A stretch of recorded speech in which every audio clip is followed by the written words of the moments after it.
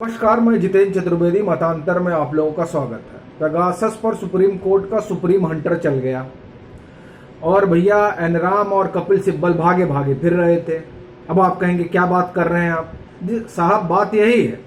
अब उसको जब एनडीटीवी बताती है तो एक अलग तरीके से बताती है और हम बताएंगे तो तरीका अलग ही रहेगा, क्योंकि जिस तरह से मुंह उठा के लोग कोर्ट गए थे और इनको लगा था कि कोर्ट पहुंचेंगे और जैसे जाएंगे और जो है चीफ जस्टिस आप इंडिया खोल के देखेंगे हमारा पीआईएल, वैसे ही तुरंत नरेंद्र मोदी कहेंगे कि आओ यहाँ कटघरे में खड़े हो जाओ और बताओ कि ये सब कैसे हो रहा है, ये सब क्या हो रहा है, ये सब क्यों हो रहा है।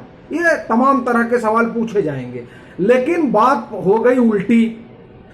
पीआईएल जब सुप्रीम कोर्ट ऑफ इंडिया ने देखा कि आप कह रहे हैं कि साहब जासूसी हो रही है तो बड़ा गंभीर मसला है, फिर उन्होंने देखा कि रे बाप तमाम खबर हुई है और खबरों की माने तो जो है पूरा स्टेट ही सर्विलांस स्टेट बन गया अगर खबरों की माने, चूंकि खबर वायर कर रहा है, सिद्धार्थ वरदराजन कर रहे हैं और उनकी पूरी टीम कर रही है। और उस टीम को कहां से ऊर्जा मिल रही है, उस ऊर्जा को आप समझते हैं, वो ऊर्जा कहां से आ रही है, ये हमने आपको सुबह बताया है।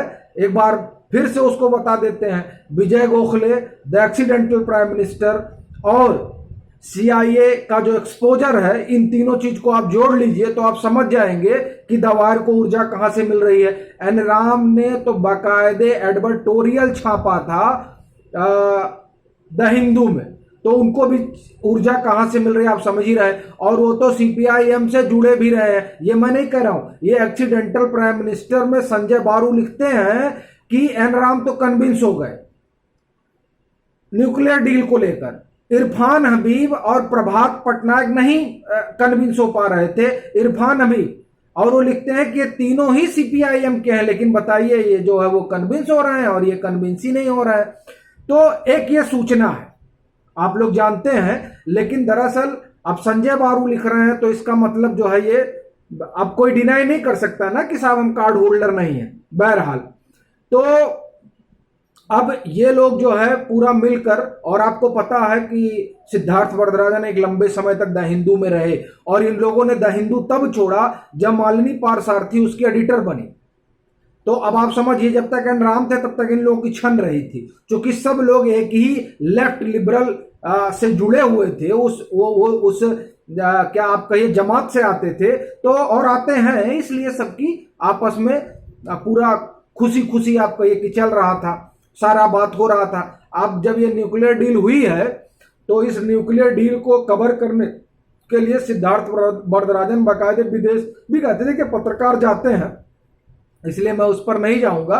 तो इन लोगों ने जो है तो द वायर ने बकायदे खबर की। अब वायर की खबर देखिए तो लगता है कि पूरा जो ममता बनर्जी ने कहा कि जो है स्टेट ही सर्विलांस स्टेट हो गया है, तो कोर्ट ने कहा कि भैया सब तो ठीक है, ये आप हमको बताइए कि क्या कोई एविडेंस है इन अखबार की कटिंग के अलावा। तो इन्होंने कहा कि साहब देखिए कैलिफोर्निया कोर्ट, तक भैया कैलिफोर्निया कोर्ट की बात मत करो यहां पर, यह बताइए कि आपके पास कोई दस्तावेज है कि जासूसी हो रही है।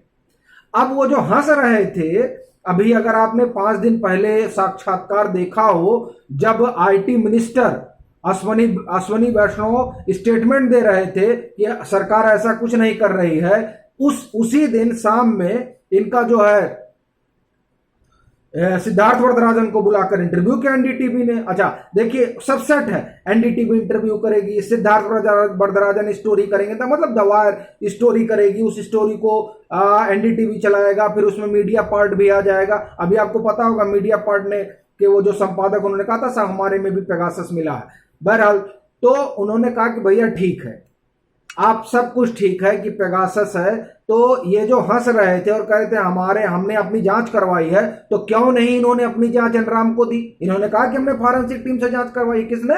सिद्धार्थ वरदराजन ने कहा था कि हम 2-3 लोगों ने करवाई और हमारे में तो पेगासस पाया गया। तो वो रिपोर्ट एनराम को क्यों नहीं दी गई, ये बड़ा सवाल है। अब देखिए सरकार इस पर क्या कहती है, चूंकि सरकार को नोटिस नहीं किया है, सुप्रीम कोर्ट ने कहा कि नोटिस तो नहीं करूंगा, क्योंकि तुम एविडेंस कोई दे नहीं रहे हो और कह रहे हो कि हम नोटिस कर दें। कैसे नोटिस कर दें भाई? आप एविडेंस दीजिएगा कोई ना। तो ऐसा करिए, आपकी जो याचिका है इसको जो है सरकार को दीजिए, सरकार पढ़कर इस पर बताएगी, तो उसकी 10 तारीख को सुनवाई होगी। तो बहरहाल 10 तारीख को पता चलेगा कि कोर्ट इसमें फर्दर क्या करता है। लेकिन अब ये सबसे बड़ा सवाल है कि राहुल गांधी भी कह रहे हैं भाई साहब हमारी जो है, हमारा जो है सर्विलांस पे डाल दिया गया था, तो काहे नहीं इन्होंने अपना फोन उसकी जांच करवाई और वो जांच रिपोर्ट लगानी चाहिए थी। कपिल सिब्बल तो वकील भी हैं और कांग्रेस से राज्यसभा भी हैं, कांग्रेस के बड़े नेता हैं भाई, तो इन्होंने क्यों नहीं वो रिपोर्ट रखी और क्यों वहां मुंह बनाकर कह दिया कि साहब हमारे पास एविडेंस नहीं।